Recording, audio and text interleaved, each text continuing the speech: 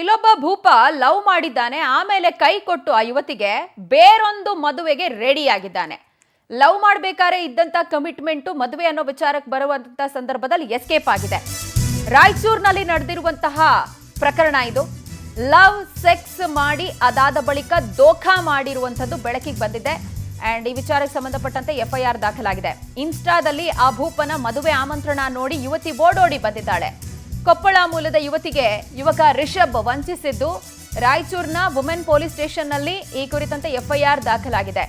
ಮೊದಲು ಪ್ರೀತಿ ಮಾಡಿ ಆ ಬಳಿಕ ಫಿಸಿಕಲಿ ಆಕೆಯ ಜೊತೆಯಲ್ಲಿ ರಿಲೇಶನ್ಶಿಪ್ ಇಟ್ಕೊಂಡು ಗರ್ಭಪಾತ ಕೂಡ ಮಾಡಿಸಿದ್ದಾನೆ ಅನ್ನುವಂತ ಆರೋಪ. ರಾಯಚೂರು ಮೂಲದ ರಿಷಬ್ ವಿರುದ್ಧ ಸಂತ್ರಸ್ತೆ ಇಂಥ ಗಂಭೀರ ಆರೋಪ ಮಾಡ್ತಾ ಇದ್ದು, ಇದೆಲ್ಲದರ ಜೊತೆಗೆ ಬೇರೊಬ್ಬ ಯುವತಿಯ ಜೊತೆಯಲ್ಲಿ ಯುವಕ ಮದುವೆಗೆ ಸಿದ್ಧತೆಯನ್ನು ನಡೆಸಿಕೊಂಡಿದ್ದ. ಇನ್ಸ್ಟಾಗ್ರಾಮ್ನಲ್ಲಿ ಈ ಮದುವೆಯ ಇನ್ವಿಟೇಷನ್ ಅನ್ನ ನೋಡಿ ಆಕೆ ತನಗೆ ನ್ಯಾಯ ಬೇಕು ಅಂತ ಹೇಳಿ ವುಮೆನ್ ಪೊಲೀಸ್ ಸ್ಟೇಷನ್ನ ಮೊರೆ ಹೋಗಿರುವಂತ ವಿಚಾರ ಬೆಳಕಿಗೆ ಬರ್ತಾ ಇದೆ. ಲವ್ ಮಾಡಬೇಕಾದ್ರೆ ಇಂದ್ರ ಚಂದ್ರ ಅಂತೆಲ್ಲ ಹೇಳ್ಕೊಂಡು ನಿನ್ ಬಿಟ್ರೆ ಬದುಕೋದೇ ಇಲ್ಲ, ನೆಗದ್ ಬಿದ್ದು ಹೋಗ್ತೀನಿ ಅಂತೆಲ್ಲ ಪ್ರಾಮಿಸ್ಗಳು ಮಾಡೋದು, ಅದಾದ ಬಳಿಕ ಫಿಸಿಕಲ್ ರಿಲೇಶನ್ಶಿಪ್ಪಿಗೆ ಹೋಗೋದು, ಆ್ಯಂಡ್ ಮದುವೆ ಮಾಡ್ಕೊಳ್ಬೇಕು ಅನ್ನುವಾಗ ಈ ಕಮಿಟ್ಮೆಂಟ್ ಯಾಕೆ ಮಾಯ ಆಗುತ್ತೆ ಅನ್ನೋದು ಪ್ರಶ್ನೆ.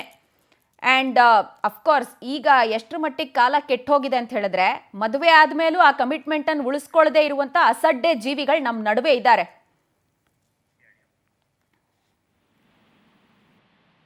ಸೊ ನಾನು ಕೊಪ್ಪಳದ ಹುಡುಗಿ, ನಾವಿಬ್ಬರು ಇಷ್ಟಪಡ್ತಿದ್ವಿ, ಮದುವೆ ಆಗಬೇಕಂತ ಡಿಸೈಡ್ ಮಾಡಿದ್ವಿ. ಇಷ್ಟು ವರ್ಷದಿಂದ ಮದುವೆ ಮನೇಲಿ ಒಪ್ಸ್ಕೊಂಡು ಮದುವೆ ಆಗಬೇಕು ಅಂತ ಹೇಳಿ ಡಿಸೈಡ್ ಮಾಡಿದ್ದು. ಸೊ ಒಂದು 6 to 7 months ಬ್ಯಾಕ್ ತಾಳಿ ಕಟ್ಟಿದ್ದ, ಅಂದರೆ ಗುಡಿನಲ್ಲಿ ಇಬ್ಬರೇ ಕಟ್ಟಿದ ಮೇಲೆ ನಂಬಿಕೆ ಕೊಟ್ಟ, ಮನೇಲೆಲ್ಲ ಒಪ್ಪಿಸಿ ಮದುವೆ ಆಗೋಣ ಅಂಥೇಳಿ. ನಂತರ ಫಿಸಿಕಲ್ ಆಗಿ ಎಲ್ಲ ಆದಮೇಲೆ ಇವಾಗ ಅವನಿಗೆ ಬೇರೆ ಕಡೆ ಮದುವೆ ಫಿಕ್ಸ್ ಮಾಡಿದ್ದಾರೆ. ಫಿಕ್ಸ್ ಮಾಡಿದ್ಮೇಲೆ ಅವನು ಹೇಳ್ತಾ ಇದ್ದಾನ ಮದುವೆ ಮನೇಲಿ ಫೋರ್ಸ್ ಮಾಡ್ತಿದ್ದಾರೆ ಅಂತ. ಸರಿ ಆಯಿತು, ಫೋರ್ಸ್ ಮಾಡಿದ್ರೆ ಏನಾಯಿತು, ಕ್ಯಾನ್ಸಲ್ ಮಾಡು.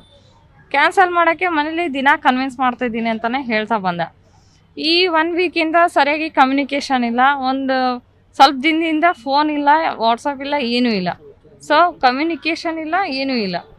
ಸೊ ಹಾಗಾಗಿ ನಾನು ಡೈರೆಕ್ಟಾಗಿ ವುಮೆನ್ ಪೊಲೀಸ್ ಸ್ಟೇಷನಿಗೆ ಬಂದಿದ್ದೀನಿ, ನ್ಯಾಯ ಕೊಡಿಸ್ರಿ ಅಂಥೇಳಿ. ನನಗೆ ಅವನೇ ಬೇಕು ಅಂತೇಳಿ ಕೇಳ್ತಾ ಇರೋದು. ನನ್ನ ಮದುವೆ ಆಗಿದ್ದಾನೆ, ರಿಷಭನ ಹುಡುಗ. ಈ ಬಗ್ಗೆ ಹೆಚ್ಚಿನ ಡೀಟೇಲ್ಸ್ ಕೊಡೋದಕ್ಕೆ ನಮ್ಮ ಪ್ರತಿನಿಧಿ ನೀಲಕಂಠ ಸ್ವಾಮಿ ನಮ್ಮೊಂದಿಗೆ ಫೋನ್ ಸಂಪರ್ಕಕ್ಕೆ ಸಿಗ್ತಾ ಇದ್ದಾರೆ. ನೀಲಕಂಠ ಸ್ವಾಮಿ, ಮದುವೆ ಆಗಬೇಕು ಅನ್ನುವಂಥ ವಿಚಾರ ಬಂದಾಗ ಮಾತ್ರ ಕಮಿಟ್ಮೆಂಟ್ಗಳೆಲ್ಲವೂ ಗಾಳಿಗೆ ತೂರುವಂತಹ ಕಾಲ ಇದು. ಅದಕ್ಕೊಂದು ಉದಾಹರಣೆ ಈಗ ಬೆಳಕಿಗೆ ಬಂದಿರೋ ಈ ಪ್ರಕರಣ.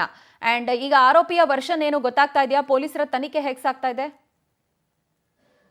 ಪ್ರಜ್ವಲ, ಏನು ಇವತ್ತಿನ ಸಮಾಜವನ್ನ ನೋಡಿದ್ರೆ ಎತ್ತ ಸಾಕ್ತಾ ಇದೆ ಅನ್ನೋ ಒಂದು ಪ್ರಶ್ನೆಗಳು ಕೂಡ ಮೂಡ್ತಾ ಇರ್ತಕ್ಕಂಥದ್ದು. ಯಾಕಂತಂದ್ರೆ ಕೊಪ್ಪಳ ಮೂಲದ ಯುವತಿ ಏನು ಇವರು ನಿನ್ನೆ ಮೊನ್ನೆ ಪರಿಚಯ ಆಗಿ ಪ್ರೀತಿ ಬೆಳೆಸಿರ್ತಕ್ಕಂಥ ಒಂದು ಸಂಬಂಧ ಅಲ್ಲ, ಸಣ್ಣವರು ಇರುವಾಗಿಂದ ಚಿಕ್ಕಂದಿಂದಲೂ ಕೂಡ ಒಟ್ಟಿಗೆ ಬೆಳೆದಂತಹ ಇಬ್ರು ಏನು ಈಗ ಆರೋಪಿ ರಿಷಬ್ ಏನಿದ್ದಾನೆ ಆತ ಮತ್ತು ಸಂತ್ರಸ್ತೆ ಇಬ್ರು ಕೂಡ ಚಿಕ್ಕ ವಯಸ್ಸಿನಿಂದಲೂ ಕೂಡ ಪರಿಚಯ ಇರುವಂತಹ ಒಂದು ಇಬ್ರು ಪರಿಚಯಸ್ಥರು. ಆದ್ರೂ ಕೂಡ ರಿಷಬ್ ಆಕೆಗೆ ಮಾತನ್ನು ಕೊಡ್ತಾನೆ, ದೇವಸ್ಥಾನದಲ್ಲಿ ಯಾರಿಗೂ ಹೇಳಿದೆ ತಾಳಿಯನ್ನು ಕಟ್ತಾನೆ. ತದನಂತರ ಆತ ಕೊಪ್ಪಳದಿಂದ ರಾಯಚೂರಿಗೆ ಬಂದ ತಕ್ಷಣ ಮನೆಯವರ ಒತ್ತಾಯಕ್ಕೆ ಮಣಿದು ಆ ಒಂದು ಯುವತಿಯನ್ನ ಇದೀಗ ಕೈ ಬಿಡ್ತಕ್ಕಂಥ ಕೆಲಸಕ್ಕೆ ಮುಂದಾಗಿರೋದು. ಆದ್ರೂ ಕೂಡ ಮದುವೆಗೆ ಸಿದ್ಧತೆ ನಡೆಸ್ಕೊಳ್ತಾ ಇರೋದು. ಹುಡುಗಿಗೆ ಹೇಳೋದಿಲ್ಲ, ಅಂದ್ರೆ ತಾನು ತಾಳಿ ಕಟ್ಟರ ಹುಡುಗಿಗೆ ಹೇಳೋದಿಲ್ಲ.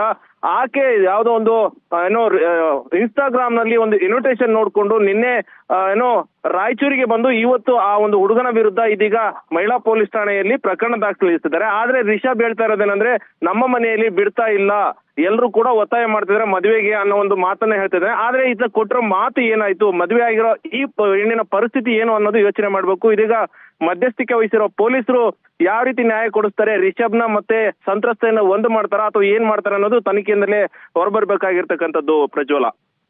ಸ್ವಾಮಿ, ಥ್ಯಾಂಕ್ ಯು ಡೀಟೇಲ್ಸ್ಗೆ.